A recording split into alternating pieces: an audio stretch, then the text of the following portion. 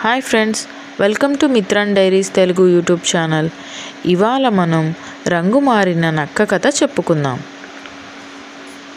ఒకప్పుడు ఒక నక్క కోడిని పట్టుకుని మింగేయాలనే ఆలోచనతో ఒక ఇంటిలోకి దూరింది.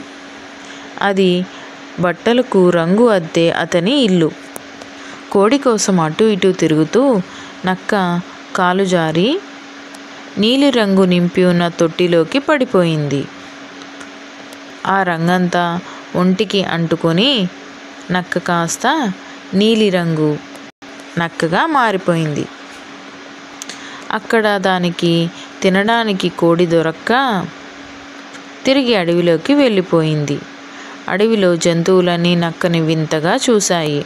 వింతగా చూస్తున్న జంతువులతో జిత్తులు మారి నక్క, నేనెవరనుకున్నారు అని అడిగింది బిగ్గరగా. మాకు తెలీదు అని జంతువులన్నీ ముత్కంటగా చెప్పాయి.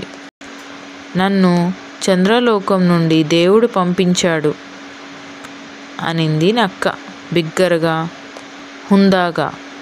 దాంతో మిగిలిన జంతువులన్నీ భయపడిపోయాయి. ఇవాల్టి నుండి నేనే మీ రాజును అంది నక్క బెదిరిస్తూ. లేకపోతే దేవుడికి కోపం వస్తుంది. అవునవును, అలాగే అంటూ జంతువులన్నీ చేతులు జోడిస్తూ వినయంగా చెప్పాయి. వెంటనే సింహం తన తలపైన ఉన్న కిరీటం తీసి నీలిరంగు నక్క పైన పెట్టింది. ఈ విధంగా నక్క అడవికి రాజు అయింది. తానిప్పుడు రాజు కదా, నక్కలాగా ఉండకూడదు అని చాలా జాగ్రత్త వహించింది.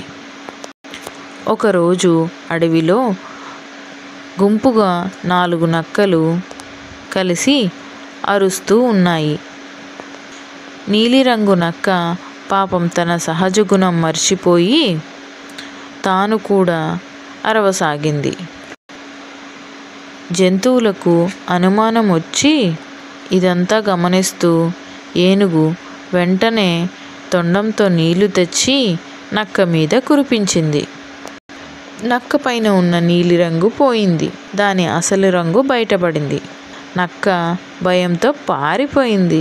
అది చూసి జంతువులన్నీ పకపక నవ్వాయి. నిజాన్ని ఎప్పుడూ దాచిపెట్టలేము. నిజం నిప్పులాంటిది, దాచాలన్నా దాగదు.